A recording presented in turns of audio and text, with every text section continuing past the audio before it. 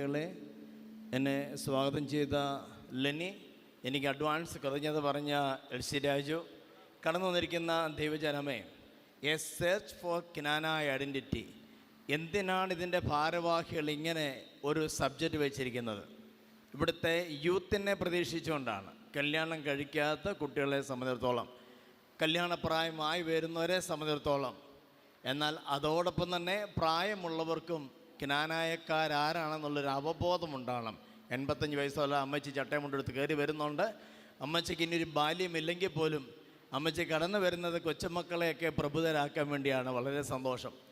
പ്രിയപ്പെട്ടവരെ, ചുരുങ്ങിയ ആളുകളെ ഇവിടെ ഉള്ളൂ എങ്കിലും ഓൺലൈനിലായതുകൊണ്ട് അനേകം ആളുകൾ ശ്രമിക്കുന്നുണ്ടെന്ന് എനിക്കറിയാം. 2 വർഷങ്ങൾ മുമ്പ് കുറിച്ച് ഇഗ്നാത്യോസ് പള്ളിച്ച് എൻ്റെ ഇടവകയിൽ വെച്ച് ഈ ക്ലാസ് എടുത്തപ്പോഴും സദസ്സിലുണ്ടായിരുന്നവരേക്കാൾ കൂടുതൽ ശ്രോതാക്കൾ ഓൺലൈനിലായിരുന്നു, വിദേശത്തായിരുന്നു. അതുകൊണ്ട് വളരെ പ്രതീക്ഷയോടുകൂടി ഓൺലൈനിൽ ഇരിക്കുന്ന വിദേശത്തുള്ള ആളുകളെയും ഞാനിതിലേക്ക് ക്ഷണിക്കുകയാണ്. നമ്മുടെ വിഷയത്തിലേക്ക് വരാം. A search for Knana identity. ഇതിൻ്റെ അർത്ഥം നമ്മുടെ ഐഡൻറ്റിറ്റിയെക്കുറിച്ച് ഒരു അന്വേഷണം നടത്തുക എന്നുള്ളതാണ്. എന്താണ് ക്നാന ഐഡൻറ്റിറ്റി? 1995 അഭിനന്ദനായ ക്ലിമീസ് തിരുമേനി ബെലങ്ങിനായ എന്നെ കാനഡയിൽ അയച്ചു. കാനഡയിൽ 10 വീട്ടുകാരെ ഉണ്ടായിരുന്നുള്ളൂ. 10 വീട്ടുകാർ കൂടെയാണ്ട് 20-22 പിള്ളേരുണ്ടായിരുന്നു. യൂത്ത് തന്നെയാണ്, എബോവ് 15. ഈ യൂത്തിന് ഞാൻ ക്ലാസ് എടുക്കുമ്പോൾ ഫസ്റ്റ് ക്വസ്റ്റ്യൻ, അച്ഛൻ what is the relevance of Kna? ആദ്യമായി എന്നെ ചിന്തിപ്പിച്ച വിഷയമാണ് what is the relevance of Kna. എന്താണ് ഇതിൻ്റെ പ്രസക്തി, ക്നാനായ ആയിരിക്കുക എന്നുള്ളത്? അതേ ചോദ്യമാണ് എനിക്ക് ഇവിടെ ഇരിക്കുന്ന നിങ്ങളോടുള്ളത്. എന്താണ് ഇതിൻ്റെ പ്രസക്തി? Why should I get married from my own community? ഞാൻ എന്തിന് എൻ്റെ സമുദായത്തിൽ നിന്ന് കല്യാണം കഴിക്കുന്നത്? എനിക്ക് ബോധമുണ്ടാകണം ഞാൻ ആരാണെന്ന്, ഞാൻ അറിയണം ഞാൻ ആരാണെന്ന്. അതിനാണ് ചരിത്രം പഠിക്കുന്നത്. ഇവിടെ എനിക്ക് എല്ലാവരും പറയാനുള്ള കാര്യം, മിനിമം ചരിത്രബോധം നമുക്ക് ആവശ്യമാണ്. എവിടെയെങ്കിലും ചെന്നാൽ ക്നാനായാണെന്ന് പറയുമ്പോൾ എന്താണ് ക്നാന എന്ന് ചോദിച്ചാൽ അത്യാവശ്യം ചരിത്രവും ഇതിൻ്റെ പാരമ്പര്യങ്ങളൊക്കെ പങ്കുവെക്കാനും കൂടെ നമ്മൾ തയ്യാറാകണം. അതിനുവേണ്ടി നിങ്ങളെയൊക്കെ ഒന്ന് ശക്തിപ്പെടുത്തുക എന്നുള്ളതാണ് ഞാൻ ആഗ്രഹിക്കുന്നത്. നമ്മുടെ യുവാക്കളോട് പറയട്ടെ, ആദ്യമേ അറിയേണ്ടത് നമ്മുടെ ചരിത്രം എന്താണെന്നാണ് അറിയേണ്ടത്. രണ്ടാമത് നമ്മുടെ customs and practice of the Knana committee. Next, ഒരുവൻ്റെ ചരിത്രബോധം എന്ന് പറയുന്നത് അവൻ്റെ ഐഡൻറ്റിറ്റി തിരിച്ചറിയുകയാണ്. Who am I? ഞാൻ ആരാണ്? ഇന്നലെ ഇവിടെ കൂടിയ ഉദ്ഘാടന സമ്മേളനത്തിൽ യുയാക്കിമാർ കൂർലോസ് തിരുമേനി ക്നാനായക്കാരുടെ റിലവൻസിനെ കുറിച്ച് പറഞ്ഞത് ഞാൻ ശ്രദ്ധിച്ചു.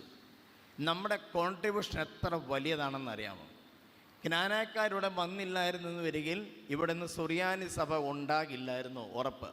മർത്തോമ സിറിയൻ ചർച്ച് എന്നാണ് യുയാക്കി തിരുമേനിയുടെ സഭയുടെ പേര് തന്നെ. മർത്തോമ സിറിയാനി സഭ എന്ന് പറയുന്നത് ആ പൈതൃകത്തിൻ്റെ പിന്തുടർച്ചയാണ്. 16-ാം നൂറ്റാണ്ടിൽ പോർച്ചുഗീസുകാർ വന്നതോടുകൂടിയാണ് കത്തോലിക്കർ വന്നത്, അല്ലേ? ആ കത്തോലിക്കർ വന്നതിന് ശേഷം ഇവിടെ ഉണ്ടായിരുന്ന സുറിയാനിക്കാർ ഒത്തിരി സ്ട്രഗിളിലൂടെ കടന്നുപോയി. പിന്നീട് 18-ാം നൂറ്റാണ്ടിൽ പ്രൊട്ടസ്റ്റൻ്റുകാർ വന്നു. ഇന്നിപ്പോൾ സുറിയാനി സഭ എന്ന പേരിൽ ക്നാനായക്കാർ മാത്രമല്ല, യാക്കോബക്കാരും ഓർത്തഡോക്സുകാരും മർത്തോമക്കാരും, ഇനി എന്തിനധികം CSR സെൻട്രൽ ഡയോസിസ് നിലനിൽക്കുന്നുണ്ടെങ്കിൽ ക്നാനായക്കാരിന്ന് വന്നതിൻ്റെ ഫലമാണ്. അതുകൊണ്ട് നമ്മുടെ റിലവൻസ്, നമ്മുടെ കോൺട്രിബ്യൂഷൻ എന്ന് പറയുന്നത് ഇവിടെ ഒരു സിറിയൻ ഐഡൻറ്റിറ്റി കൊണ്ടുവന്നു. നമുക്കിവിടെ ലിറ്ററേച്ചർ കൊണ്ടുവരാൻ കഴിഞ്ഞു. സുറിയാനി എന്ന് പറയുന്ന ഭാഷ ഇവിടെ കൊണ്ടുവരാൻ സാധിച്ചു. അന്ത്യോക്യമായിട്ടുള്ള ബന്ധം ഇവിടെ കൊണ്ടുവരാൻ കഴിഞ്ഞു. വിശുദ്ധ കുർബാനയ്ക്ക് ഉപയോഗിക്കുന്ന കാപ്പ, വിശുദ്ധ കുർബാനയപ്പത്തിനുള്ള പുളിപ്പ്, നമ്മുടെ കാസാക്കൂട്ട്, ഇങ്ങനെയുള്ളതായ വെസ്റ്റ്മെൻസും അതുപോലെ ഉപകരണങ്ങളുമൊക്കെ എല്ലാം കൊണ്ടുവന്നത് ക്നാനായക്കാരാണ്. അതുകൊണ്ട് നമ്മൾക്ക് നമ്മുടെ വിലയൊന്ന് അറിയണം. അതുകൊണ്ട് എനിക്ക് എൻ്റെ കൂട്ടുകാരോട് പറയാം, കൊച്ചു സഹോദരന്മാരും പറയാനുള്ളത്, കല്യാണം കഴിക്കുമ്പം ക്നാനായക്കാരെ മാത്രമേ വിവാഹം കഴിക്കാവുള്ളൂ. അതിനുവേണ്ടി ചില കോംപ്രമൈസൊക്കെ ആവശ്യമാണ്. ചിലപ്പോഴൊക്കെ ചില കുറവുകളും ചില നഷ്ടങ്ങളൊക്കെ സഹിക്കേണ്ടി വന്നേക്കാം. എങ്കിലും നമ്മൾ നമ്മുടെ റിലവൻസ് അറിയുമ്പോൾ, നമ്മുടെ പ്രാധാന്യം അറിയുമ്പോൾ, അപ്പോൾ നമുക്ക് തിരിച്ചറിയാൻ പറ്റും എന്തുകൊണ്ടാണ് ഞാൻ ക്നാന എന്ന് കല്യാണം കഴിക്കുന്നത്. ഇത് നമ്മുടെ ഒരു അന്തസ്സാണ്, അഭിമാനമാണ്, ഒരു കൊച്ച് അഹങ്കാരം കൂടിയാണ് ക്നാനായക്കാരനായിരിക്കുക എന്ന് പറയുന്നത്. ലോകത്തെവിടെ ചെന്നാലും ക്നാനായക്കാരൻ എന്ന് പറയുന്ന അഭിമാനം ഉണ്ടാകുന്നവരാണ് നമ്മളെല്ലാവരും. ലോകത്തിൽ പല രാജ്യങ്ങളിലും ഞാൻ കടന്നു പോകാൻ കഴിഞ്ഞിട്ടുണ്ട്. ഞാൻ പഠിച്ച കേരളത്തിന് ഇവിടെ ബാംഗ്ലൂരാണ് പഠിച്ചത്. അവിടെ എല്ലാം ധൈര്യത്തോടെ ഞാൻ ക്നാനായിട്ടാണെന്ന് പറയുമായിരുന്നു. Proud to B Kna. 2008 തോന്നുന്നു ബാംഗ്ലൂരിൽ ക്നാസിയൽ എന്ന് പറയുന്ന ഒരു പ്രോഗ്രാം നടത്തിയപ്പോൾ അവിടുത്തെ യൂത്തിൻ്റെ ടീഷർട്ടിൽ എഴുതിയ പേരാണ് പ്രൗഡ് ടു ബി ക്നാ. ഈ ക്നാനായ എന്നുള്ളതിൽ അഭിമാനം കണ്ടെത്തണമെങ്കിൽ എനിക്കിവിടെ കൂടുതൽ മാതാപിതാക്കളുണ്ട്. അവരോട് പറയാനുള്ളത്, നിങ്ങളുടെ കുഞ്ഞുങ്ങളെ ഈ ക്നാനായ ബോധമുള്ളവരാക്കി തീർക്കണം. ക്നാനായ സ്വത്വം, നമ്മുടെ ഐഡൻറ്റിറ്റി അവർക്ക് പറഞ്ഞു കൊടുക്കണം. നമ്മുടെ കുഞ്ഞുങ്ങളത് ബോധ്യപ്പെടുത്തണം. കുഞ്ഞുങ്ങൾ എവിടെ പോയാലും അവർ പറയണം, നീ ഒരു ക്നാനാക്കാരനാണ്, ക്നാനാക്കാരിയാണ്. നമ്മുടെ പിള്ളേരൊക്കെ വീടുകളിൽ കുറവല്ലേ, കുറച്ച് പിള്ളേരല്ലേ ഉള്ളൂ. അപ്പോൾ ആ കുഞ്ഞുങ്ങൾക്ക് ക്നാനായ ബോധം ഉണ്ടാക്കി കൊടുത്തില്ലെങ്കിൽ ഒരു 25-50 വർഷം കഴിയുമ്പോൾ ഇവിടെ വെളിനാട് വലിയ പള്ളി, സ്തേപ്പാനോസ് വലിയ പള്ളിയിലൊന്നും ആൾ കാണത്തില്ല. കുറിച്ചിപ്പള്ളിയിലും വെമ്പാലൂരും ഒക്കെ അതേ അവസ്ഥയാകും. അതുകൊണ്ട് നമ്മുടെ ഉത്തരവാദിത്വമാണ് നമ്മുടെ മക്കളെ ബോധ്യപ്പെടുത്തുക. ഇനി കുഞ്ഞുങ്ങളോട് പറയാനുള്ളത്, മക്കളെ, നിങ്ങളുടെ ജീവിതത്തിലും ക്നാനാക്കാരനെന്നും ക്നാനാക്കാരെന്നും പറയുന്നതിൽ അഭിമാനം കണ്ടെത്താൻ നിങ്ങൾക്ക് സാധ്യമാകണം. നെക്സ്റ്റ്, ക്നാനാക്കാരുടെ ചരിത്രം പരിശോധിക്കുമ്പോൾ ആദ്യം നമ്മളെ സഹായിക്കുന്നത് ക്നാനാക്കാരുടെ പുരാതന പാട്ടുകളാണ്. എന്നോട് സമ്മതിക്കാൻ പറ്റുമോ? ഇവിടെ പിള്ളേരെ അധികം കാണുന്നില്ല. ക്നാനാക്കാരുടെ പുരാതന പാട്ടുകൾ പറയുമ്പം ഏത് പാട്ടാണ് മക്കളെ ആദ്യം പാടുക? ചുമ്മാ ഒരു പാട്ട് പഠിക്കേ പിള്ളേരെന്ന് പറഞ്ഞേ. എനിക്ക് ഈ ലൈറ്റ് കാരണം ആരും കാണത്തില്ല. മത്തോമൻ നന്മയാലൊന്നു തുടങ്ങുന്നു നന്നായി വരണമേ എന്ന ഈ പാട്ടിൻ്റെ കാലഘട്ടം അറിയാമോ? എന്ന് എഴുതിയതാണെന്ന് അറിയാമോ? നമ്മളിവിടെ വരുമ്പോൾ ഈ പാട്ടിവിടെ കൊണ്ടുവന്നു. അന്ന് എഴുത്ത് ഭാഷയിൽ മലയാളമില്ലായിരുന്നു. അന്നുള്ളത് ദ്രാവിഡ ഭാഷയും സംസ്കൃതമൊക്കെ ആയിരുന്നു ഉണ്ടായിരുന്നത്. അപ്പോൾ ഇതൊരു ഓറൽ ട്രഡീഷൻ പറയും, വായ്മൊഴി പാരമ്പര്യത്തിലൂടെ അടുത്ത തലമുറയിലേക്ക് ഈ പാട്ടുകൾ കൈമാറി വന്ന് 16-17 നൂറ്റാണ്ടായപ്പോൾ മലയാളത്തിൻ്റെ ആദ്യ ഫോമാകുന്ന വട്ടെഴുത്ത് കോലെഴുത്ത്, സ്കൂളിലൊക്കെ നിങ്ങൾ കേട്ടിട്ടുണ്ടായിരിക്കാം അതല്ലേ, വട്ടെഴുത്ത് കോലെഴുത്തുകളിലൂടെയൊക്കെ എഴുതി തുടങ്ങി. പിന്നീട് അടുത്ത സ്ലൈഡ് ഇവിടെ അടുത്ത സ്ലൈഡ് ഇവിടെ. പിന്നീട് ഇതിൻ്റെ എഴുത്ത് രൂപം വന്നത്, ഒന്നും കൂടെ ഒരു സ്ലൈഡോടെ, എഴുത്ത് രൂപം വന്നത് 1800 ചില്ലുവാനം വർഷങ്ങളിലാണ്. അതായത് 19-ാം നൂറ്റാണ്ടിൽ. നിങ്ങൾക്ക് വായിക്കാൻ പറ്റുമോ? തകടിയിൽ മാത്തൻ തരകൻ എന്ന് പറയുന്ന ആളാണ് ഇത് കമ്പൈൽ ചെയ്ത് എഡിറ്റ് ചെയ്ത് എഴുത്ത് രൂപത്തിലാക്കി തന്നത്. എന്നാൽ ഇന്ന് കാണുന്ന റിട്ടേൺ ഫോമിൽ, പ്രിൻ്റഡ് ഫോമിൽ കിട്ടുന്നത് 1910 PU ലൂക്കാസ് എന്ന് പറയുന്ന ക്നാനായ ചരിത്രകാരനാണ് ബുക്ക് ഫോമിലാക്കിയത്. ഇന്ന് നമുക്ക് ആ പാഠ്യപുസ്തകം നമുക്ക് കിട്ടാനുണ്ട്, പല ഫോമിലായി നമുക്ക് ലഭ്യമാകാനുണ്ട്. അപ്പോൾ ഇവിടെ നമ്മൾ അറിയണം, 1910 വരെ പാടി മറ്റുള്ളവർക്ക് പറഞ്ഞു കൊടുക്കുന്ന ഓറൽ ട്രഡീഷനിലെ വായ്മൊഴി പാരമ്പര്യമായിരുന്നു ക്നാനായ ട്രഡീഷനിലെ ഈ ഫോക്ക് സോങ് അല്ലെങ്കിൽ പുരാതന പാട്ടുകൾക്കുണ്ടായിരുന്നത്. ഈ പുരാതന പാട്ടുകൾ പരിശോധിക്കുമ്പോൾ നമ്മുടെ ചരിത്രവും പാരമ്പര്യവും ഒക്കെ അതിലുണ്ട്. എന്തിനാണ് ഈ ഫോക്ക് സോങ് ട്രഡീഷൻ എന്നറിയാമോ? അല്ലെങ്കിൽ ഈ പുരാതന പാട്ടുകൾ എന്തിനാണെന്നറിയാമോ? അടി കൊടുത്തിട്ടുണ്ട്, to teach faith, norms, taboos, traditions, customs, history. ഒരു സമൂഹത്തിൻ്റെ ചരിത്രവും പാരമ്പര്യവും അവരുടെ തനിമയും അവരുടെ ഉപദേശങ്ങളും ഒക്കെ അടുത്ത തലമുറയെ പഠിപ്പിക്കാനാണ്, പഠിപ്പിക്കുകയാണ്. നെക്സ്റ്റ്, അപ്പം നമുക്കിനിയും ഇതിൻ്റെ ചരിത്രാംശങ്ങളിലേക്ക് പോകാം. ഇവിടെ സൺഡേ സ്കൂളിൽ 8ാം ക്ലാസ്സിൽ പഠിക്കുന്ന പിള്ളേർ വല്ലതും ഉണ്ടോ? 8ാം ക്ലാസ്സിൽ പഠിക്കുന്ന കുട്ടികൾ സൺഡേ സ്കൂളിൽ പഠിക്കുന്ന പിള്ളേർ തന്നെ ഉണ്ടെന്ന് അറിയത്തില്ല. 8ാം ക്ലാസ്സിൽ ഒരു ചാപ്റ്റർ ഉണ്ട്, ചരിത്രത്തിലേക്ക് വെളിച്ചം വീശുന്ന പുരാതന പാട്ടുകൾ. ആ പുസ്തകം നിങ്ങൾക്ക് നോക്കിയാൽ ഞാൻ ഈ പറയുന്നതും നിങ്ങൾക്ക് മനസ്സിലാൻ പറ്റും. നെക്സ്റ്റ്, അതിലൊന്നാമത് നമ്മളിവിടെ പാടിയ പാട്ട് മർത്തോമൻ പാട്ട്. മർത്തോമ സ്ലീഹ എന്ന ഇവിടെ വന്നേ. ഞാൻ ഇറങ്ങി വരട്ടെ താഴോട്ടെ, നിങ്ങൾ പറയുന്നുണ്ട്, എനിക്ക് അറിഞ്ഞൂടെ, ഇറങ്ങാമല്ലോ അല്ലേ, കുഴപ്പമില്ല. മർത്തോമ സ്ലീഹ എന്ന ഇവിടെ വന്നേ. ചരിത്രമാണ്, സ്കൂളിൽ പഠിക്കുന്ന സൺഡേ സ്കൂളിൽ മാത്രമല്ല സ്കൂളിലും പഠിപ്പിക്കുന്ന ചരിത്രമാണ്. എന്നാ വന്നേ? AD 52. ദൈവമേ, അതുപോലും അറിയാതെ ഈ പിള്ളേരെങ്ങനെ സോഷ്യൽ സ്റ്റഡീസൊക്കെ പഠിച്ചേ? AD 52 കേരളത്തിൽ മർത്തോമ സ്ലീഹ വന്നത്. മർത്തോമ സ്ലീഹ ഇവിടെ വന്നതുകൊണ്ടാണ് ക്നാനാക്കാരോട് എത്തിയത്. കാര്യം എന്നറിയാമോ? മർത്തോമ സ്ലീഹ ഇവിടെ കേരളത്തിൽ വന്നു കഴിഞ്ഞ് അദ്ദേഹം ഇവിടെ 7 കുടുംബത്തിൽ നിന്ന് ആളുകളെ ക്രിസ്ത്യാനികളാക്കുകയും അതുപോലെ 4 കുടുംബത്തിൽ നിന്നുള്ള ആളുകളെ വൈദികരാക്കുകയും ചെയ്ത് ക്രൈസ്തവ സഭ രൂപപ്പെട്ടു. മനസ്സിലാകുന്നുണ്ടോ? ക്രൈസ്തവ സഭ രൂപപ്പെട്ടത് മർത്തോമാ ശ്ലീഹ ഇവിടെ വന്നാണ്. അതുകൊണ്ടാണ് ഇന്ത്യൻ ക്രിസ്ത്യൻസിനെ മർത്തോമാ ക്രിസ്ത്യാനികൾ എന്ന് പറയുന്നത്. അപ്പോൾ ഈ ക്രൈസ്തവ രൂപപ്പെട്ട് കഴിഞ്ഞ് AD 72 മർത്തോമാ ശ്ലീഹ കാലം ചെയ്തു. കുന്തം കൊണ്ടുള്ള കുത്തൻ, ഒരു വേടൻ്റെ കമ്പുകൊണ്ടുള്ള കുന്തം കൊണ്ടുള്ള കുത്ത. ഇപ്പം ജയിലിൽ കിടക്കുന്ന വേടനല്ലടാ, റാപ്പ് സിംഗറല്ലേ, യോയോ. ആ റാപ്പ് സിംഗർ വേടനല്ല, ഇത് വേറെ വേടനാണ്.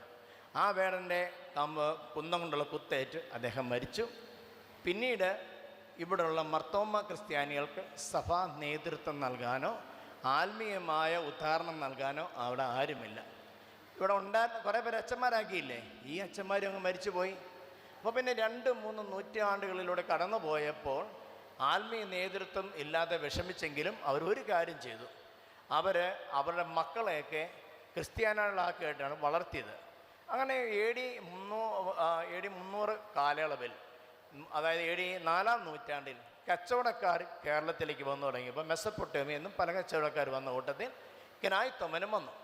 കിനായ്ത്തമ്മൻ ഇവിടെ വന്നപ്പോഴാണ് അറിയുന്നത് ക്രിസ്ത്യാനികളായ ചില ആളുകളുണ്ടെന്ന്. അപ്പോൾ അവരോട് സംസാരിച്ചപ്പോൾ അവർക്ക് ആത്മീയ നേതൃത്വം നൽകാൻ ആരുമില്ല. അവരാകെപ്പാടെ കഷ്ടപ്പെട്ട് കഴിയുകയാണ്. ഈ വർത്തമാനം അന്ത്യോക്യ പാത്രിക്കീസിനെ ഈ നമ്മുടെ കിനായ്ത്തമ്മൻ വിവരം അറിയിച്ചു. അതേസമയം തന്നെ നമ്മുടെ കാതോലിക്ക യെരുശലേമിലെ ഗ്രേറ്റ് മെട്രോപൊളിറ്റന് ഈ ദേശത്തെക്കുറിച്ചുള്ളതായൊരു സ്വപ്നം ലഭ്യമായി. അതിന് കാതോലിക്കസാണ് പറയുന്നത്. ഏതായാലും ഇതെല്ലാം കോയിൻസിഡൻ്റായിട്ട് വന്നപ്പോൾ പാത്രിക്കീസ് ബാവ ഒരു കൂട്ടം ജ്ഞാനായക്കാർ കുടിയേറി പാർക്കാൻ വേണ്ടി, അല്ലെങ്കിൽ സിറിയയിൽ നിന്നുള്ള ആളുകൾ കുടിയേറി പാർക്കാനുള്ള അനുവാദം കൊടുത്തു. അതിന് നേതൃത്വം ആർക്ക് കൊടുത്തു? നമ്മുടെ കിനായ്ത്തമ്മന് കൊടുത്തു. കേട്ടോ, മക്കളെ കേൾക്കുന്നുണ്ടോ? നമ്മുടെ നേതാവാരാ? കുടിയേറ്റ നേതാവാരാ? തൊമ്മൻ കീനാൻ എന്ന ബാലെ മുതിർന്നവാറെ മെയ്യെ രാജമക്കൾ 80 കൂടെ പോകുന്നത്. എത്ര പേരാ അവരുടെ കൂടെ പോകുന്നത് കിനായ്ത്തമ്മൻ്റെ കൂട്ടത്തിൽ? 9 8 9 72 72 കുടുംബക്കാരടങ്ങുന്ന 400 പേര്. അതിലെത്ര മെത്രാച്ചന്മാരുണ്ടായിരുന്നു? ഒറ്റ മെത്രാച്ചൻ. പേരെന്തായിരുന്നു? ഉറഹ മറിയ ഔസേബ്. Okay, bishop of Edessa. എത്ര അച്ഛന്മാരുണ്ടായിരുന്നു? കത്തങ്ങൾ 4 അച്ഛന്മാർ. കത്തങ്ങൾ പറഞ്ഞാൽ കത്തനാരന്മാർ. എത്ര ചെമ്മാശന്മാരുണ്ടായിരുന്നു? ചെമ്മാശന്മാരവരിരുവരുണ്ട്. സിസ്റ്റർ കൈ കാണിച്ചു. ചെമ്മാശന്മാർ 2 പേര്. അങ്ങനെ ഒരു കുടിയേറ്റം നടക്കാനുള്ള സാഹചര്യം ഉണ്ടാക്കിയതാരാണ്? മർത്തോമാ ശ്ലീഹായുടെ പ്രേക്ഷിത വൃത്തി. അതുകൊണ്ട് ജ്ഞാനാക്കാരുടെ എല്ലാ ചടങ്ങുകളും തുടങ്ങുന്നത് ഏത് പാട്ട് പാടിയാ? 1 2 3 4. മർത്തോമൻ നന്മയാലൊന്നു തുടങ്ങുന്നു നന്നായി വരണമേ എന്ന്. ഈ പാട്ട് പാടുന്ന എന്തിനാണെന്നറിയാമോ? മർത്തോമാ ശ്ലീഹായോടുള്ള ബഹുമാനാർത്ഥമാണ്. ഒരു പ്രാർത്ഥനാ ഗാനമാണ് ഇത്. കർത്താവിനോട് പറയാണ് ഈ മണവാളിനെ മണവാട്ടി അനുഗ്രഹിക്കണമേ, അതുപോലെ മർത്തോമാ ശ്ലീഹായുടെ അനുഗ്രഹം ഇവർക്ക് ലഭ്യമാകണമേ എന്നൊക്കെ പറഞ്ഞ് നമ്മൾ പ്രാർത്ഥിക്കണം. മർത്തോമാ ശ്ലീഹായുടെ മിഷണറി എൻ്റർപ്രൈസ് എന്ന് പറയും. അദ്ദേഹത്തിൻ്റെ പ്രേക്ഷിത വൃത്തിയെ ബഹുമാനത്തോടെ നമ്മൾ കാണുന്നതുകൊണ്ടാണ് ജ്ഞാനാക്കാരുടെ എല്ലാ പാട്ടുകളുടെയും തുടക്കത്തിൽ മർത്തോമൻ നന്മ എന്നുള്ള പാട്ട്. രണ്ടാമത് ഈ പാട്ടുകളൊന്ന് പരിചയപ്പെടുത്തുകയാണ്. കിനായ്ത്തമ്മൻ എവിടുത്തുകാരനാണെന്ന് ചോദിച്ചാൽ വെളിനാട്ടുകാരനാണെന്ന് ആരും പറയില്ല അല്ലേ? എവിടുന്നാ മക്കളെ? എവിടുന്നാ വന്നേ? നല്ലൊരു ഋഷീലൻ തന്നിൽ നഗരിയിൽ മരതാകമുത്തു വിളയുന്ന നാട്ടില്. കിനായ്ത്തമ്മനെ കുറിച്ച് പരാമർശിച്ചിരിക്കുകയാണ്. അത് മരതക മുത്ത് വിളയുന്ന നാട്ടിൽ, അവിടെ നിന്നുമാണ് ഈ കിനായ്ത്തമ്മൻ വന്നത്. അദ്ദേഹത്തിൻ്റെ പേര് തൊമ്മൻ കിനാൻ എന്നും തോമസ് ഓഫ് കാന എന്നും കിനായ്ത്തമ്മൻ എന്നും ഒക്കെ പറയുന്ന പല പേരുകളിലാണ് അദ്ദേഹം അറിയപ്പെടുന്നത്. അപ്പോൾ അദ്ദേഹത്തിൻ്റെ പ്രദേശം എവിടെ നിന്നാണ്? യെരുശലേം, പലസ്തീനിലെ യെരുശലേം. പിന്നീട് നമ്മളടുത്ത് അന്നത്തെ രാജാവിൻ്റെ പേര് പറയുന്നുണ്ട്, താഴെ എഴുതിയിട്ടുണ്ട്. എന്താ വായിക്കാവോ? ചേരമാൻ പെരുമാൾ. ഇംഗ്ലീഷിലാണ്, മലയാളത്തിലല്ല. ചേരമാൻ പെരുമാളായിരുന്നു അന്നത്തെ രാജാവെന്നും ഈ പാട്ടി പറയുകയാണ്. ഈ രാജാവ് രാജോചിതമായി സ്വീകരിച്ചു. ഈ പാട്ടിൻ്റെ തീമാണ്, പ്രധാന ഇതിവൃത്തമാണ്. രാജോചിതമായിട്ട് ക്നാനായക്കാരെ സ്വീകരിച്ചു. നെക്സ്റ്റ്, ഇന്നും നീ ഞങ്ങളെ പാട്ട്. ഈ യാത്രാ സമയത്തെ ഒരു വലിയൊരു ബുദ്ധിമുട്ടും പ്രയാസമൊക്കെ അനുഭവിച്ച് പോരുവാണ്. ഇന്നുള്ളതുപോലെ യാത്രാ സൗകര്യമൊന്നുമില്ല. വ്യോമമാർഗമോ കരമാർഗമോ യാത്രയില്ല. പിന്നെ എങ്ങനെയാ? പുരാതന കാലത്തെ യാത്ര എങ്ങനെയായിരുന്നു? വാണിജ്യമൊക്കെ എങ്ങനെയായിരുന്നു നടന്നത്? കപ്പൽ മാർഗം അല്ലേ? കപ്പൽ മാർഗമുള്ള യാത്രയാണ്. അപ്പോൾ അവിടെ പോർട്ടിൽ വന്ന് യാത്ര പറയുകയാണ്. ആ പാട്ട് ഏതാ? ഇന്നു നീ ഞങ്ങളെ കൈവിട്ടോ മോറാനെ, ഇന്നു ഞങ്ങൾക്കൊരു പിന്തുണയില്ലല്ലോ. എന്താ ഈ പാട്ട് പറയുന്നതെന്ന് അറിയാമോ? യാത്രാമൊഴിയാ. ഇനി നമ്മൾ തമ്മിൽ കാണത്തില്ല. കർത്താവേ, ഞങ്ങളെ നീ കൈവിടരുത്. തങ്ങേളിൽ അൻപോട് തഴുകുന്നു, മാർവത്തു കണ്ണു നീർമാറും നനയുന്നു. ബന്ധുക്കൾ പരസ്പരം യാത്ര പറയുകയാണ്. ചേട്ടനും അനിയനും, ചെഴുത്തി അനിയത്തിയും, അപ്പനും മകനും, കാർന്നവനും അനന്തരവനും പരസ്പരം കെട്ടിപ്പിടിച്ച് യാത്ര പറയുകയാണ്. ഇനി നമ്മൾ സ്വർഗത്തിൽ വെച്ചേ കാണത്തുള്ളൂ, അതിനുള്ള സാധ്യതയേ ഉള്ളൂ അല്ലേ? ഇനി ഒരു കപ്പൽ മാർഗ യാത്ര പറ്റുകയില്ല. കാരണം കുഞ്ഞു കുട്ടി കുടുംബങ്ങൾ ആയിട്ട് പോവുകയാണ്. എല്ലാം തൂത്തുവാരി എടുത്തുകൊണ്ട് ഒരു കുടിയേറ്റം നടത്തുകയാണ്. എല്ലാ കാലത്തും സക്സസ്ഫുൾ മൈഗ്രേഷൻ എന്ന് പറയുന്നത് കൂട്ടമായിട്ട് പോകുമ്പോഴാണ്. ഇപ്പം നമുക്ക് ഓസ്ട്രേലിയക്കും UK യിലും കാനഡയിലേക്കും നമ്മുടെ പിള്ളേരൊക്കെ മൈഗ്രേറ്റ് ചെയ്ത് പോകുന്നുണ്ട്. ഒന്നും ഒറ്റയായിട്ട് പോയി കഴിയുമ്പോൾ അവരെവിടെയെങ്കിലും കൂട്ടത്തിൽ ചെന്ന് ചേരും. എന്നാൽ ഒരു കൂട്ടമായിട്ട് പോവുകയാണെങ്കിൽ, ചെറിയ കൂട്ടമാണെങ്കിലും കനാനക്കാരുടെ അച്ഛൻ അവിടെ കിട്ടും. ഓസ്ട്രേലിയയിൽ ഞാൻ പള്ളി നടത്താൻ ചെല്ലുമ്പം 18 വീട്ടുകാരെ ഉണ്ടായിരുന്നുള്ളൂ അവിടെ സിഡ്നിയിൽ. പിന്നെ ഓരോ പ്രദേശത്തും 10 വീട്ടുകാരും 8 വീട്ടുകാരും ഒക്കെ ആയിട്ട് നിന്ന് അവിടെ കൂട്ടത്തിൽ ചെന്നൊരച്ഛൻ കുർബാന ഇല്ലപ്പോൾ അവിടെ ഇപ്പോൾ കൂട്ടായ്മ. ഇപ്പം നമുക്ക് 3 അച്ഛന്മാരും 4-5 പള്ളിയുമായി. എനിവേ, ഞാൻ പറയാൻ വന്നത്, ഇവരൊരു ഗ്രൂപ്പായിട്ടാണ് പോകുന്നത്. അത് പത്രീസ് ബാബായും ഗ്നായ്ത്തൊമ്മനും ദീർഘവീക്ഷണത്തോടെയാണ് ചെയ്തത്. കാരണം ഒന്നും ഒറ്റയും പോയാൽ ഇത് തിരിച്ചു വരും അല്ലേ? നോഹയുടെ പട്ടത്തിൽ നിന്ന് പ്രാവ് പോയതുപോലെ തിരിച്ചു വരും നിങ്ങളെല്ലാം. എന്നാൽ ഒരു കൂട്ടമായിട്ട് പോകണേ, അപ്പനും അമ്മയും മക്കളും എല്ലാം പോകണമെങ്കിൽ അവരവിടെ നിന്നോളും. അതിനൊക്കെ പർപ്പസിലേക്ക് നമുക്ക് പിന്നെ വരാം. അങ്ങനെ പരസ്പരം കണ്ണുനീരോടെ യാത്ര പറയുകയാണ്. ഈ പാട്ടിൻ്റെ അകത്ത് പറയുകയാണ്, യാത്ര പറഞ്ഞ് പിരിയുകയാണ്. അപ്പോൾ അവിടെ അവരുടെ വിഷമം കണ്ടുകൊണ്ട് അവരുടെ മോറാൻ എന്ന് പറഞ്ഞാൽ പാത്രികീസ് ബാവർ പറഞ്ഞു, 12 വർഷം കൂടുമ്പോൾ നല്ല ആബൂന്മാരെ ഞാൻ നിങ്ങൾക്ക് അയച്ചു തരാം. നിങ്ങൾക്ക് ആത്മീയമായ ഭൗതികമായ അഭിവൃദ്ധിക്ക് വേണ്ടതെല്ലാം ഞാൻ ചെയ്തു തന്നോളാം എന്ന് പറഞ്ഞ് അവർക്ക് ഉപദേശം കൊടുക്കുകയാണ്. അത് കഴിഞ്ഞ് ഈ ബിഷപ്പ് മോറാൻ ഈ ജനത്തിനൊരു ഉപദേശം കൊടുക്കുന്നുണ്ട്. ഇപ്രകാരം പറയുന്നത്, മക്കളെ കാണുമോ ഹിന്ദുവിൽ പോയാലും ബന്ധങ്ങൾ വേർപേടാതോർക്കേണം എപ്പോഴും.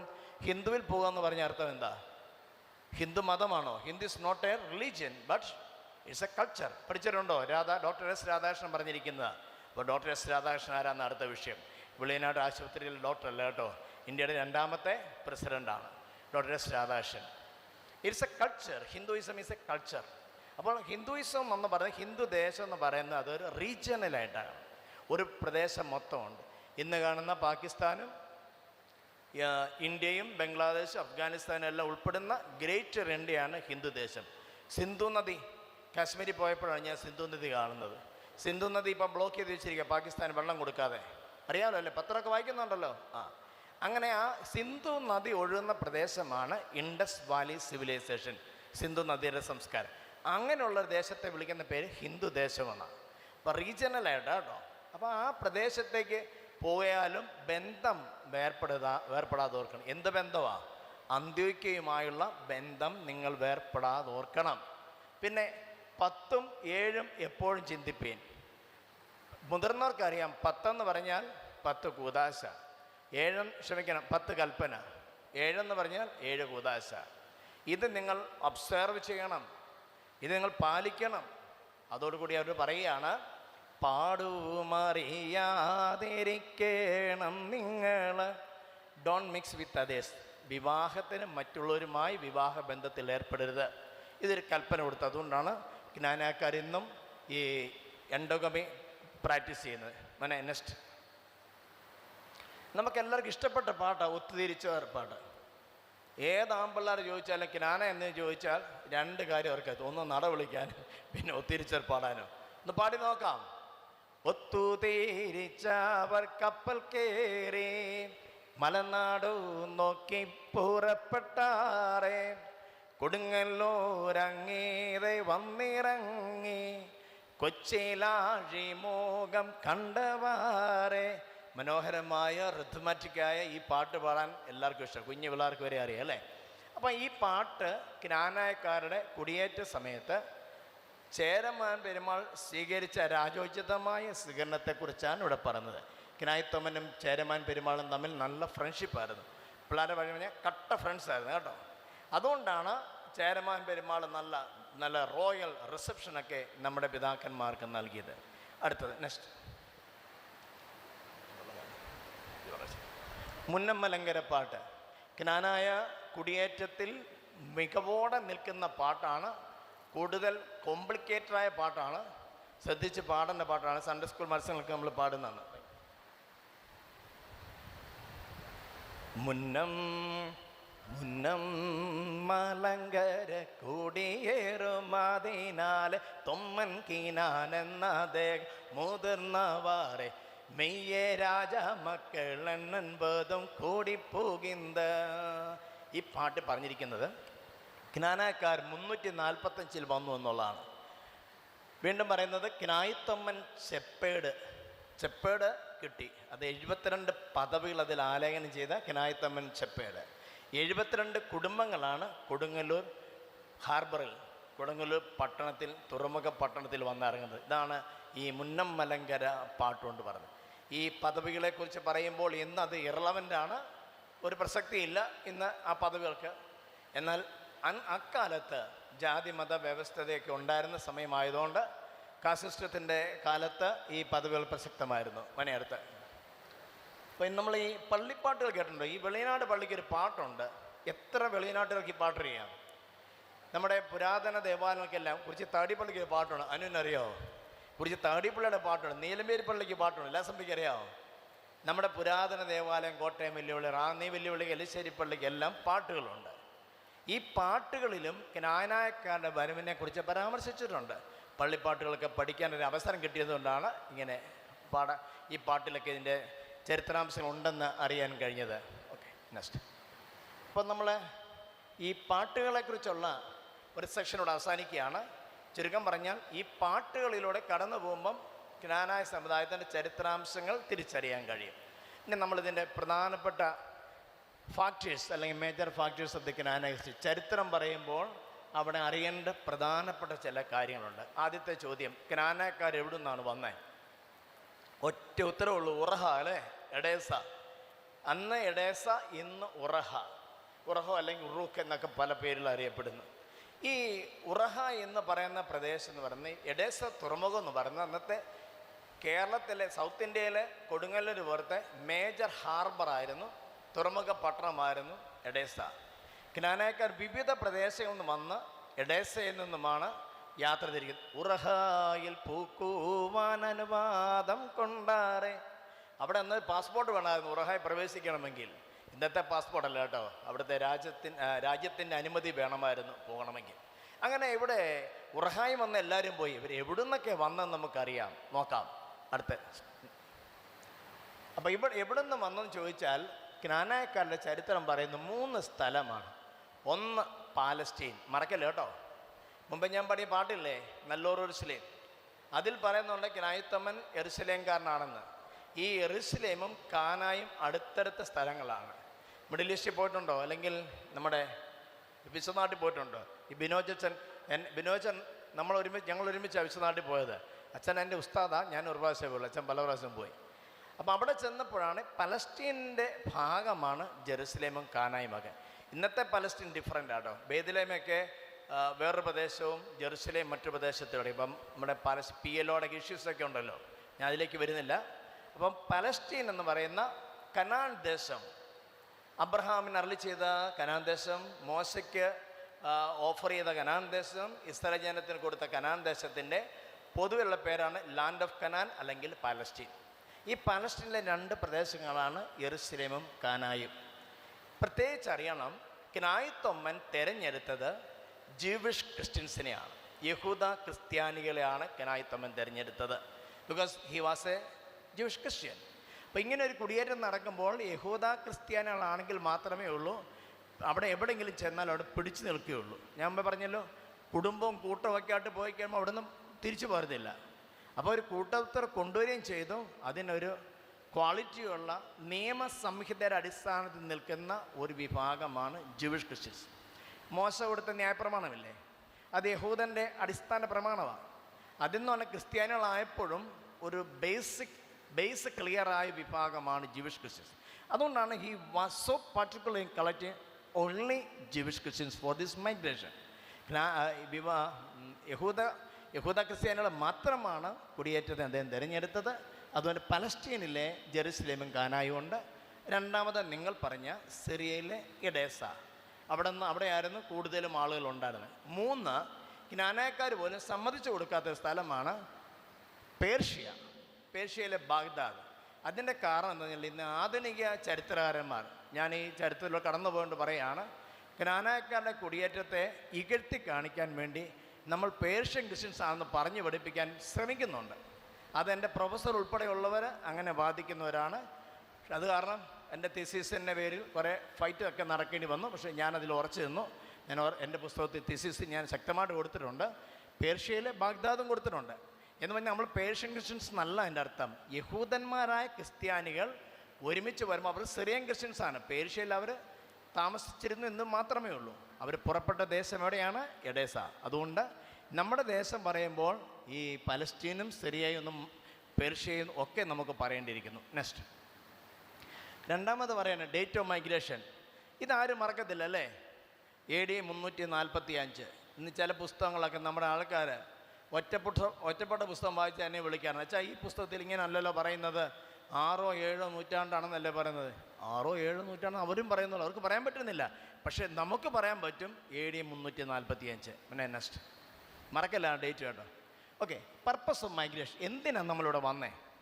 മോനെ ഒന്ന് ബാക്കിലോട്ട് പോകണേ, ഇവരോടൊന്ന് ചോദിക്കട്ടെ, ഇവർക്ക് അറിയാമെന്ന് നോക്കട്ടെ. എന്തിനാണ് ഇവിടെ ക്നാനായക്കാർ വന്നേ? ഇപ്പം കുറച്ചുകൂടെ ഇൻട്രാക്ഷൻ ഉള്ളൊരു ഗ്രൂപ്പ് ആയിരുന്നെങ്കിൽ രസമായിരുന്നു ഉത്തരം കേൾക്കാൻ. ചിലർ പറയും ഞങ്ങൾ കച്ചവടത്തിന് വന്നതാണ്, അല്ലെങ്കിൽ ചില ആൾക്കാർ പറയും എന്താ പറയുക, സുവിശേഷം പറയാൻ വന്നതാണ്. എൻ്റെ അമ്മോ, അവൻ്റെ ജീവിതം കണ്ട പറയത്തില്ല സുവിശേഷം പറയാൻ വന്നതാണെന്ന്. ചില ആളുകൾ പറയും അന്ത്യോക്യായുള്ള റിലേഷൻഷിപ്പ് കൊണ്ടുവരാൻ വന്നതാണ്. വേറെ ചില ആൾ കൃത്യമായിട്ട് ഉത്തരം പറയും. എന്താണെന്നറിയാമോ? ഇവിടെ ഉള്ള മർത്തോമ ക്രിസ്ത്യാനികൾക്ക് സഭാ നേതൃത്വം നൽകാനാണ് ക്നാനായക്കാർ വന്നത്. നെക്സ്റ്റ് അതിലേക്ക് വരാം. പർപ്പസ് ഓഫ് മൈഗ്രേഷൻ ആദ്യം തന്നെ പറയട്ടെ. To give ecclesiastical leadership to the Indian Christians. ഞാൻ പറഞ്ഞല്ലോ, ഇവിടെ ഉള്ള മർത്തോമ ക്രിസ്ത്യാനികൾക്ക് സഭാ നേതൃത്വമില്ലാതെ വലയുകയാണ്. ക്നായിത്തമ്മൻ ഇവരെ കണ്ടപ്പോൾ അവർ വളരെ വേദനയോടെ പറഞ്ഞു, ഞാൻ കല്യാണം നടത്താനോ മാമൂസ നടത്താനോ ശവമടക്കാനോ കുർബാന ചെലുത്താനോ എന്ന് ഞങ്ങൾക്ക് വൈദികരില്ല. പൗരോഹിത്യം എന്ന് പറയുന്നത് ഒരു സഭയുടെ അടിത്തറയാണ്. പുരോഹിതന്മാരില്ലെങ്കിൽ സഭയ്ക്ക് നിലനിൽക്കാൻ കഴിയുകയില്ല. ബിനോജച്ചനോ ഞാനോ വലിയ പുള്ളികളാണെന്ന് പറയാനല്ല ഞങ്ങളിവിടെ നിൽക്കുന്നത്. പിന്നെയോ പൗരോഹിത്യം, എപ്പിസ്കോപ്പ എവിടെയുണ്ടോ അവിടെ സഭയുമുണ്ടെന്ന് ഇഗ്നേഷ്യസ് ഓഫ് ആന്റിയോക്ക് പറയുന്നുണ്ട്. അതുകൊണ്ട് ഓർക്കണം, പൗരോഹിത്യ ധർമ്മം കൊടുക്കണമെങ്കിൽ ഇവിടെ എപ്പിസ്കോപ്പസി ഉണ്ടാകണം. അതിനു വേണ്ടിയുള്ള എക്ലിസിസ്റ്റിക്കൽ ലീഡർഷിപ്പ് നൽകിയാണ് ഇത്. വന്നതാരാ? വെറുതെ കുറേ കച്ചവടക്കാരാണോ വന്നേ? അല്ലല്ലോ.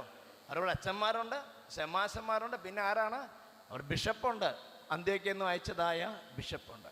അതുകൊണ്ട് സഭാ നേതൃത്വം ഭാരത ക്രൈസ്തവർക്ക് സഭാ നേതൃത്വം നൽകാനാണ് ഇവിടെ വന്നത്.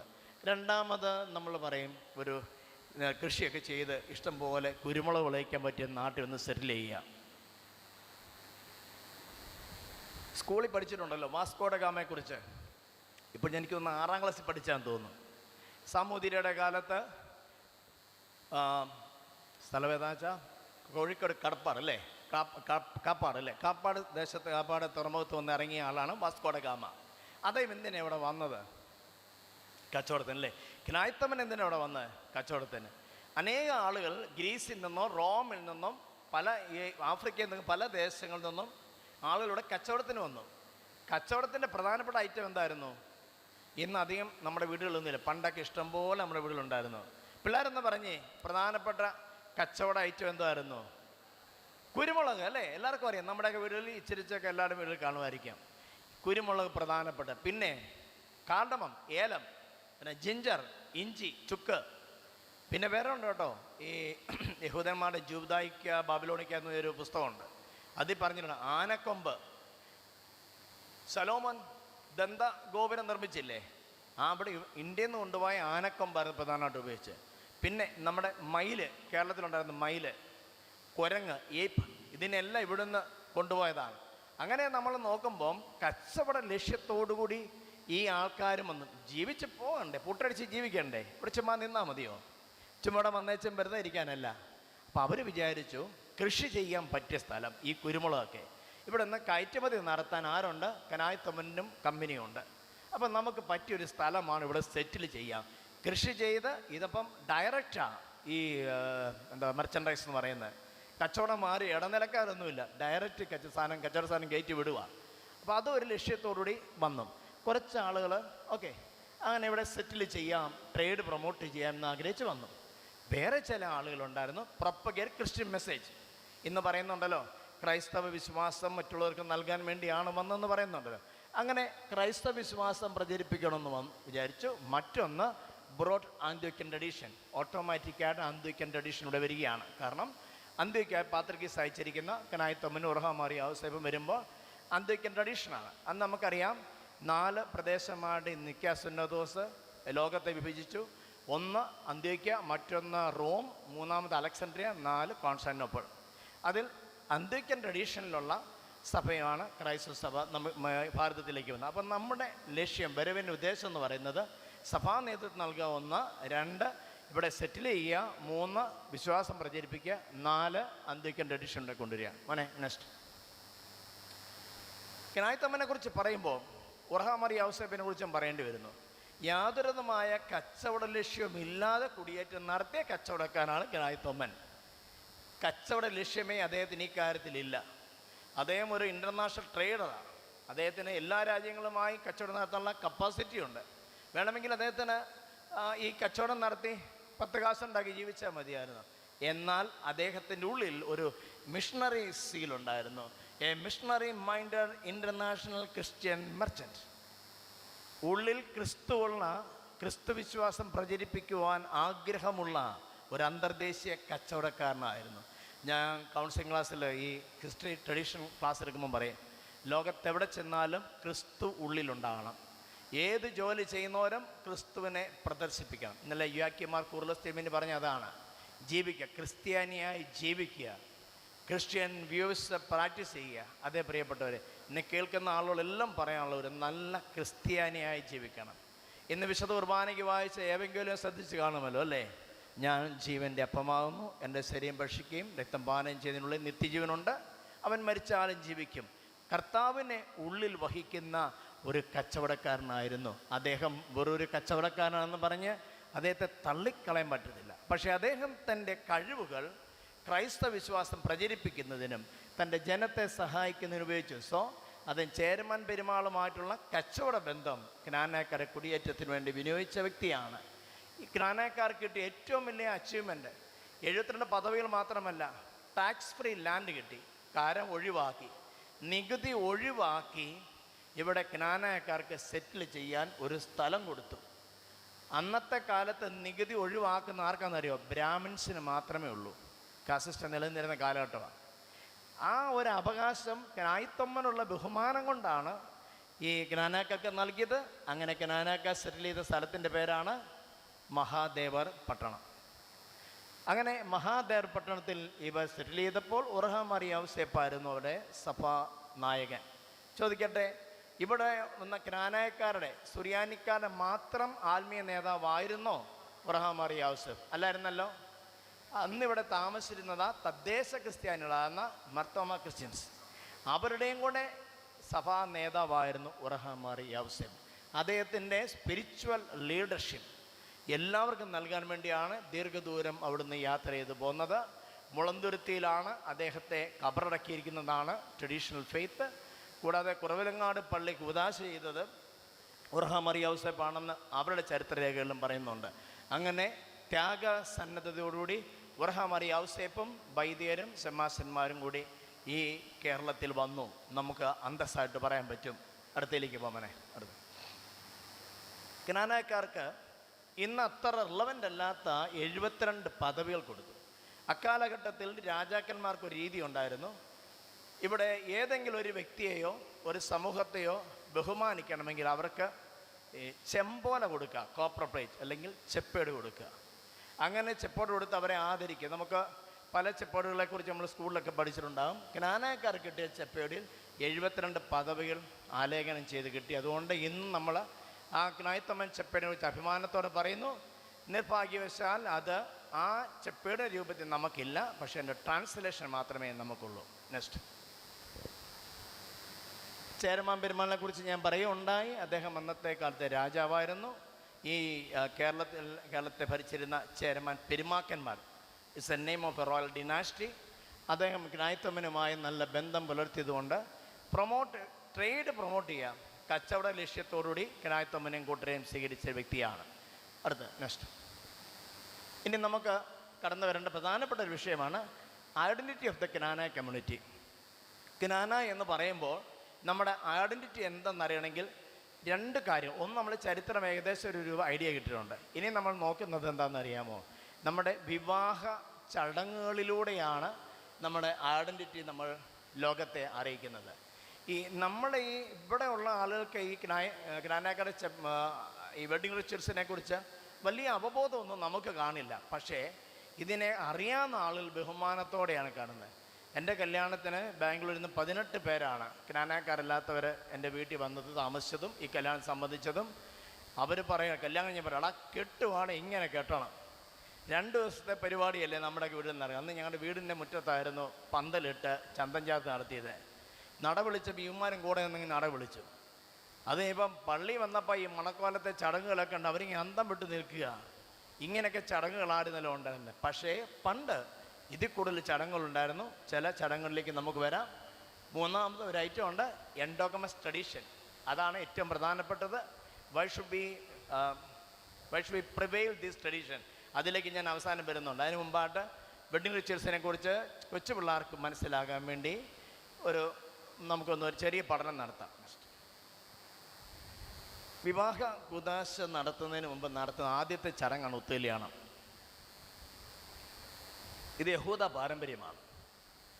നമുക്ക് എൻഗേജ്മെൻ്റ് അല്ല. പിള്ളേരെ ആരെങ്കിലും തെറ്റിദ്ധരിച്ച് മനസ്സിലാക്കിയിട്ടുണ്ടെങ്കിൽ ഞാൻ പറയുകയാണ്, എൻഗേജ്മെൻ്റ് അല്ല, ഒത്തുകല്യാണം മീൻസ് ബെട്രോത്തൽ. ഒരു വിവാഹ ഉടമ്പടി വെക്കുകയാണ്. എവിടെ നിന്ന് ആരൊക്കെ തമ്മിലാണെന്നറിയോ? ചെറുക്കൻ്റെയും പെണ്ണിൻ്റെയും അപ്പന്മാർ തമ്മിൽ യഹൂദൻ്റെ പാരമ്പര്യം അനുസരിച്ച് ചെറുക്കൻ്റെ വീട്ടിൽ വെച്ച് വിവാഹം പറഞ്ഞ് ഉറപ്പിക്കുന്നതിൻ്റെ പേരാണ് ബിട്രോത്തൽ. അവിടെ അപ്പന്മാർ പരസ്പരം കയ്യസ്വരി കൊടുത്ത് വിവാഹം ഉറപ്പിക്കുക. അതിന് ടെനയും എന്നാണ് ആ ചടങ്ങിന് യഹൂദന്മാരുടെ ഭാഷയെ പറയുന്നത്. നമ്മളതിന് ബിട്രോത്തൽ എന്ന് പറയുന്നു. അപ്പോൾ യഹോവയെ സാക്ഷി നിർത്തി അവർ ചെയ്യുന്ന പോലെ തന്നെ നമ്മൾ വിശുദ്ധ മദ്ബഹായുടെ മുമ്പാകെ അംശവസ്ത്രധാരിയായ പട്ടക്കാരൻ 2 അപ്പന്മാരുടെ സ്ഥാനത്ത് നിൽക്കുന്നവരുടെ കൈകൾ തമ്മിൽ പരസ്പരം ചേർത്ത് പിടിച്ച് ആശീർവദിക്കുകയാണ്. ഇവർ ഈ 2 കുടുംബങ്ങളുടെ വിവാഹമാണ് ക്നാനായക്കാരുടെ വിവാഹം. തിരിച്ചറിയണം, 2 കുടുംബങ്ങളുടെ വിവാഹമാണ് ക്നാനായക്കാരുടെ വിവാഹം. ഇനി ഈ പിള്ളേർ തമ്മിൽ തെറ്റിയാൽ ആര് തമ്മിലാണ് തെറ്റുന്നതെന്ന് അറിയാമോ? 2 കുടുംബങ്ങൾ തമ്മിലാണ് തെറ്റുന്നത്. അത് ഞാൻ കൗൺസിലിംഗ് ക്ലാസ്സിൽ പറഞ്ഞോളാം, ഇവിടെ പറയുന്നില്ല ആ കാര്യം. നമ്മൾ അറിയേണ്ട ഒരു കാര്യം ഇത്രേ ഉള്ളൂ. മാതാപിതാക്കന്മാർ കുടുംബാംഗങ്ങളും ഈ മക്കൾക്ക് സപ്പോർട്ട് കൊടുക്കുകയാണ്. നിങ്ങളുടെ വിവാഹ ജീവിതത്തിൽ ഞങ്ങളുടെ എല്ലാ പ്രാർത്ഥനാ പിന്തുണയും നിങ്ങൾക്കുണ്ടാവും.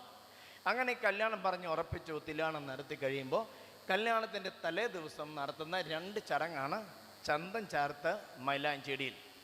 നമുക്ക് വളരെ പരിചയമുള്ളതുകൊണ്ട് ഞാൻ അതിലേക്ക് വിശദമായിട്ട് പോകുന്നില്ല. 2ൻ്റെ ഉദ്ദേശം ഒന്നേ ഉള്ളൂ. പണ്ട് ബ്യൂട്ടീഷ്യൻ ഒന്നും ഇല്ലായിരുന്നു. പിന്നെന്താ? ചന്തം ചാർത്താന്ന് പറഞ്ഞാൽ സുന്ദരനാക്കുക, ചെറുക്കനെയും പെണ്ണിനെയും സുന്ദരാക്കി എടുക്കുക എന്നുള്ളതാണ്. അത് കഴിയുമ്പം നുള്ളിക്കൊടുക്കലാണ്.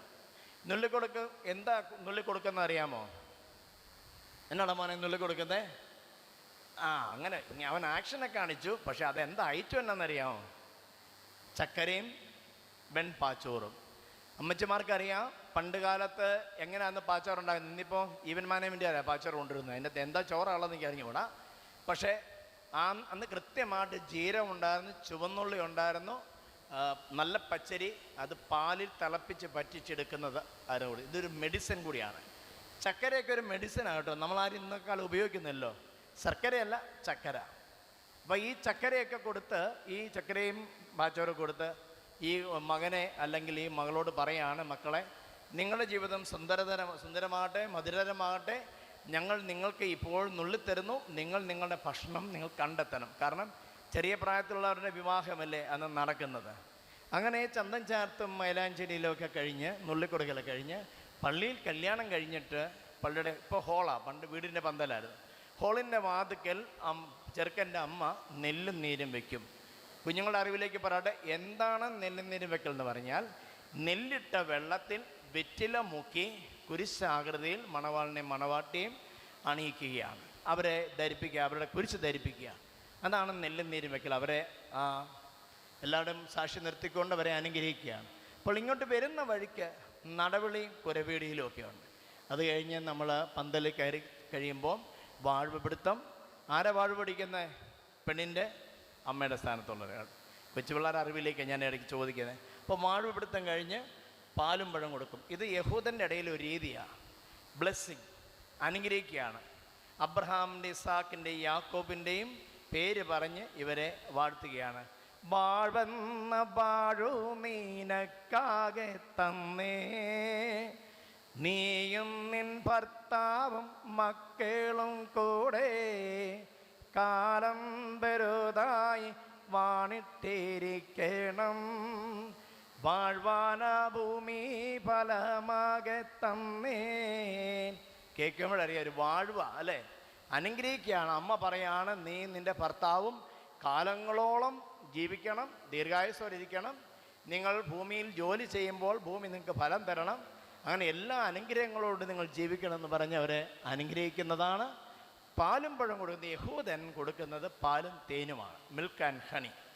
അതിൻ്റെ ഒരു സൂചനയായി ഹണി അത്ര അവൈലബിൾ അല്ലാത്തതുകൊണ്ട് പാലും പഴവും കൊടുത്ത് അവരെ അനുഗ്രഹിക്കുകയാണ്. പിന്നീട് കച്ച തഴുകുന്നു. ആരാ കച്ച തഴുകുന്നത്? കച്ച എഴുതുന്ന ആരാ? അമ്മാച്ചൻ. ആരുടെ? പെണ്ണിൻ്റെ അമ്മാച്ചൻ, മണവാട്ടിയുടെ അമ്മാച്ചൻ കച്ച തഴുകുകയാണ്. അപ്പോൾ ഈ ചെറുക്കൻ ഈ അമ്മാച്ചനും അമ്മയ്ക്കും അമ്മച്ചിക്കുമൊക്കെ കച്ച കൊടുക്കുകയാണ്. കച്ച കൊടുക്കുന്ന എന്തിനാണെന്നറിയാമോ? ഇത്രയും നല്ലൊരു പെൺകുട്ടിയെ ഇങ്ങനെ ഫോം ചെയ്ത് എനിക്ക് ഭാര്യയെ തന്നതിലുള്ളതായ നന്ദി അറിയിച്ചുകൊണ്ട് കച്ച കൊടുത്ത് അവരെ ബഹുമാനിക്കുകയാണ്. അപ്പോൾ ഈ മണവാട്ടിയുടെ അമ്മാച്ചൻ മണവാളിന് മോതിരടണമെന്നുള്ള നിയമമൊന്നുമില്ല കേട്ടോ. അത് പിൽക്കാലത്തുണ്ടായത്. കാശുള്ള അങ്കിൾമാർ വന്നപ്പം അനന്തരവനൊരു മോതിരോട്ട് കൊടുത്തതേ ഉള്ളൂ. അത് പറയാം, അത് നിയമമൊന്നുമല്ല. കാശില്ലെങ്കിൽ നീ കോപ്പറേറ്റീവ് ബാങ്കിന് പോയി ക്യൂ നിൽക്കുകയൊന്നും വേണ്ട ലോൺ എടുക്കാൻ. ഇല്ലെങ്കിലും കുഴപ്പമില്ല, കച്ച കൊടുക്കണം, ദാറ്റ്സ് കമ്പൾസറി. നമ്മളൊക്കെ കേട്ടോളം മോനെ, ഒരു കൊച്ചൻ മാത്രമേ ഉള്ളൂ പാവം. നിൻ്റെ കല്യാണത്തിന് ഇപ്പം കിട്ടുന്ന പെണ്ണിൻ്റെ അമ്മാച്ചന് കച്ച കൊടുക്കണം കേട്ടോ. അവൻ റെഡിയാ. കാരണം ആരോട് പറയാനാണ് കുഞ്ഞുങ്ങളെ, നിന്നോടല്ലാതെ. ഓക്കെ. അപ്പം നമ്മൾ കച്ച തഴുകലൊക്കെ ഈ സമയത്തൊക്കെ നമുക്ക് പാട്ടുകളുണ്ട്. കച്ച എഴുതുമ്പത്തെ പാട്ടറിയാമല്ലോ. പൊന്നണിന്തീടും തണ്ടുകാരേറി മംഗല്യവേല കാൺമാ. എന്ത് മനോഹരം നമ്മുടെ പാട്ടൊക്കെ അല്ലേ. ഇപ്പോഴത്തെ റാപ്പ് മ്യൂസിക്കൊക്കെ മാറി നിൽക്കും നമ്മുടെ പാട്ടൊക്കെ ഇട്ട് കഴിഞ്ഞ്. അത് കഴിയുമ്പം മണിയറ പ്രവേശനമുണ്ട്. ഈ ചെറുക്കനെയും പെണ്ണിനെയും കൂടെ മണിയറയെ പ്രവേശിപ്പിക്കുന്നു. ഇപ്പം നമ്മുടെ ഇടയിൽ അത്ര കാര്യമായിട്ടില്ല. ഞാൻ കാത്തലിക്സ് അത് ചെയ്യുന്നുണ്ട്. അപ്പോൾ ചെറുക്കനെയും പെണ്ണും ഒരു മുറിയിലോട്ടാക്കി, പണ്ടത്തെ ആചാരം പറയാം, അപ്പൻ്റെ പെങ്ങളാണ്, മുറിയിലോട്ട് കയറ്റി ഇരുത്തിയിട്ട് കഥയിൽ ചെന്ന് കഥ അടയ്ക്കും, കഥയിൽ മുട്ടും. ഒന്നോർക്കണം, ബാലവിവാഹം നടക്കുന്ന കാലമാട്ടോ, ഇപ്പോഴത്തെ കാലമല്ല. ഈ പിള്ളേർക്ക് അറിയത്തില്ല എന്തിനാണ് ഈ മണിയറ കയറിയിരിക്കുന്നതെന്ന്. അപ്പോൾ ഇങ്ങനെ കൊട്ടുമ്പോൾ ഈ പിള്ളേർ വന്ന് കഥ തുറക്കും. പിള്ളേർ ഈ സാറ്റ് കളിക്കുന്നതല്ല അവർക്ക് തോന്നുന്നത്. അപ്പോൾ അവരെ പിന്നെയും കഥ അടയ്ക്കും, പിന്നെയും കൊട്ടും. അപ്പോൾ പാടുന്ന ഒരു പാട്ടുണ്ട്, മങ്കതങ്കും മണിയറയിൽ മണപാളൻ കഥകടച്ചു. പി ലൂക്കോസിൻ്റെ പുസ്തകത്തിലുണ്ട്. ഏറ്റവും അവസാനമാണ് ഒരു നീരാട്ട്. പിറ്റേ ദിവസം രാവിലെ അപ്പൻ്റെ പെങ്ങള് ചെറുക്കനും പെണ്ണേയും എണ്ണ പുരട്ടി കുളിപ്പിക്കാൻ കൊണ്ടുപോകും. ആ സമയത്ത് വീണ്ടും നടവിളിയും കുരവെടിയിലും ഒക്കെ ഉണ്ട്. ഇതൊക്കെ നാനാക്കാരുടെ വെഡ്ഡിങ് റിച്വൽസ് ഞാൻ ഒന്ന് ബ്രീഫാക്കി പറഞ്ഞോളൂ. അടുത്ത നമ്മുടെ പ്രധാനപ്പെട്ട വിഷയത്തിലേക്ക് വരാം. What is endogamy? എന്താണ് സ്വവംശ വിവാഹനിഷ്ഠ? എന്തിനാണ് ക്നാനായക്കാരൻ ഇത്രയും കാലമായി ഇന്നും ഇത് നിലനിർത്തുന്നത്? ചോദ്യം നിങ്ങളോടാണ്. ഉത്തരം നിങ്ങൾ പറയത്തില്ലെന്നറിയാം, ഞാൻ തന്നെ പറയാം. Marrying from one's own community, ഒരു സമൂഹത്തിൻ്റെ അന്തസ്സാണ്. അത് നിലനിൽക്കണമെങ്കിൽ അവൻ്റെ സമൂഹത്തിൽ മാത്രം വിവാഹം കഴിക്കണം. കമ്പാരിറ്റീവ്ലി നമ്മൾ ന്യൂമറിക്കൽ സെൻസിൽ എണ്ണം പറയുമ്പോൾ വളരെ ചുരുക്കമാണ്. പക്ഷേ ഇന്നും ഇത് നിലനിൽക്കുന്നില്ലേ? ഇത്രയും ആളുകളുമൊക്കെയായി, ഇത്രയും പള്ളികളുമൊക്കെയായി ഇത് ഇന്ന് നിലനിൽക്കുന്നത് ക്നാനായക്കാരെന്ന് മാത്രം വിവാഹം കഴിച്ചുകൊണ്ടാണ്. നമുക്ക് ആ ഒരു റെസ്പോൺസിബിലിറ്റി ഉണ്ട്. മക്കളോടേക്ക് പറയാനുണ്ട്, UK ആണേ ഓക്കെ എന്ന് പറഞ്ഞ് ഏതേലും പെണ്ണിനെ കെട്ടിയാൽ പോരാ. എടാ മോനെ, നിന്നോടാ പറയുന്നത്, വേറെ ആരും ഇല്ലാണ്ടോ നിന്നോട് പറയുന്നതല്ലേ. UK ആണെന്ന് പറഞ്ഞ് ഓക്കെ പറയില്ലേ. ക്നാനായക്കാരാണെങ്കിൽ ഓക്കെ, നോ പ്രോബ്ലം. ഇടിമോളെ നിന്നോടാ പറയുന്നത് കേട്ടോ, ക്നാനായക്കാരനാണെങ്കിൽ മാത്രം ഞാൻ കെട്ടുവോളൂ എന്ന് പറഞ്ഞാൽ മതി. ഞാനിങ്ങനെ ക്ലാസ് എടുത്ത ഒരു കുട്ടി, സൺഡേ സ്കൂളിൽ ക്യാമ്പിന് ക്ലാസ് എടുത്ത കുട്ടി, പ്രീമാറ്റർ കൗൺസിലിൻ്റെ ഡയറക്ടറായിരുന്ന സമയത്ത് ക്ലാസ് വന്നപ്പോൾ പറഞ്ഞു, വെച്ചാൽ അച്ഛൻ അന്ന് എടുത്ത ക്ലാസ് കൊണ്ടാണ് ഞാൻ ക്നാനായക്കാരനെ കെട്ടുന്നത്, അല്ലെങ്കിൽ ഞാൻ ബോംബെയിലാണ്, ഞാൻ വേറെ ഏതൊരു മറാഠിയെ കെട്ടിപ്പോയെന്ന് പറയും. അപ്പം നമുക്കൊരു ഉത്തരവാദിത്വമുണ്ട്. നമ്മുടെ സമൂഹം നിലനിൽക്കണമെങ്കിൽ നമ്മുടെ കൂട്ടത്തിൽ തന്നെ വിവാഹം കഴിക്കണം. ഇതിനൊരു ഡിസ്റ്റിങ്റ്റീവ്നെസ് ഉണ്ട്, അന്തസ്സുണ്ട്. ക്നാനായക്കാരാണെന്ന് പറയുമ്പോൾ എവിടെ ചെന്നാലും നമ്മൾ ക്നാനായാണെന്ന് പറയുമ്പോൾ ഒരു പെരുപ്പ് ശരീരത്തിലുണ്ട്, മുകളോട് കയറും അല്ലേ. ഈ കേരളത്തിന് വെളിയിൽ പഠിച്ചിട്ടുള്ളവരും ഇന്ത്യക്ക് വെളി ജോലി ചെയ്തിട്ടുള്ളവരൊക്കെ ആരെങ്കിലും പരിചയപ്പെടുമ്പം, ബാംഗ്ലൂർ വെച്ച് ഒരു സംഭവം ഉണ്ടായി. ബസ്സിൽ വെച്ച് ഒരു മലയാളിയെ പരിചയപ്പെട്ടു. ഞാൻ ചോദിച്ചു, മലയാളിയാണോ? അതെ. എവിടെ വീട്? കണ്ടപ്പോൾ ക്നാനായക്കാരനെന്ന് ചെറിയ സംശയം ചോദിച്ചു, എവിടെയാണ് മോനെ വീട്? അവൻ പറഞ്ഞ് തിരുവല്ല. തിരുവല്ല എന്ന് പറഞ്ഞാൽ അപ്പം ഇവിടെ കിട്ടി. തിരുവല്ല പറയുമ്പോൾ ക്നാനായക്കാരനായിരിക്കും. അപ്പം പറയും എരുപേരൂർ.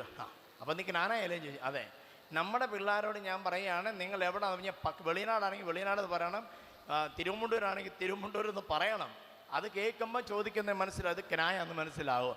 അപ്പോൾ ഒരു രോമാഞ്ചമാണ് ശരീരത്തിൽ ഉണ്ടാകുന്നത്. അത് അനുഭവിച്ചിട്ടുള്ളത് ഇവിടെ തലവൊലുക്കുന്നുണ്ട്.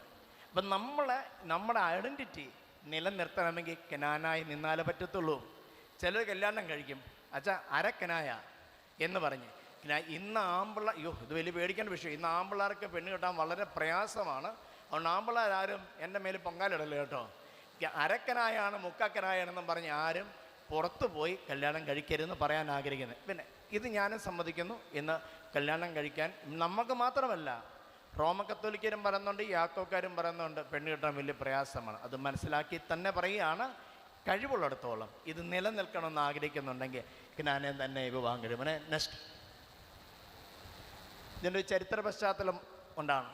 ചില ആളുകൾ പറയും ഇത് വേദപുസ്തകപരമല്ലല്ലോ, ക്രിസ്തീയമല്ലല്ലോ എന്നൊക്കെ ചില ആളുകൾ പറയാറുണ്ട്.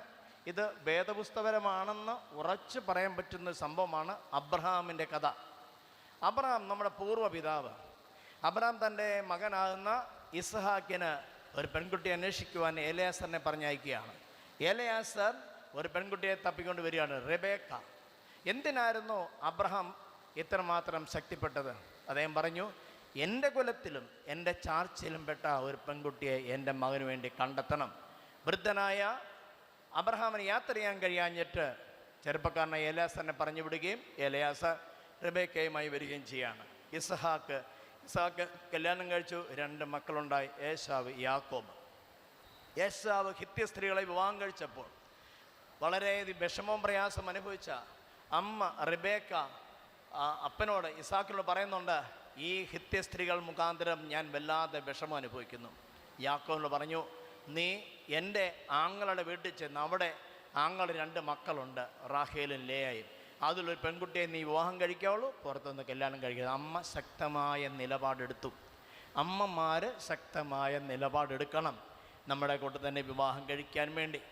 അപ്പം ഈ യാക്കോബ് മിടുക്കനായിരുന്നു, മിടുക്ക് കൂടുതലായിരുന്നു. പുള്ളി ഒരാളെ മാത്രം 2നും കെട്ടിക്കൊണ്ടെങ്കിൽ പോകുന്നു, റാഹേലിനും കെട്ടി, ലേയം കെട്ടിക്കൊണ്ട് പോകുന്നു. எனவே അദ്ദേഹം ക്നാനായത്വം നിലനിർത്താൻ വേണ്ടി പരിശ്രമിച്ച ഒരാളാണ്. പിന്നീട് യാക്കോബിൻ്റെ മക്കളുടെ കഥ പറയുമ്പോഴും ഇത് തന്നെ പറയുന്നുണ്ട്. യാക്കോബിന് എത്ര മക്കളായിരുന്നു? എല്ലാവരും പറഞ്ഞ ഒറ്റ ഉത്തരവുള്ള 12 + 1. എന്താ +1 അറിയാവുന്ന? ദീന എന്ന് പറയുന്ന സുന്ദരിയായ പെൺകുട്ടി ഉണ്ടായിരുന്നു.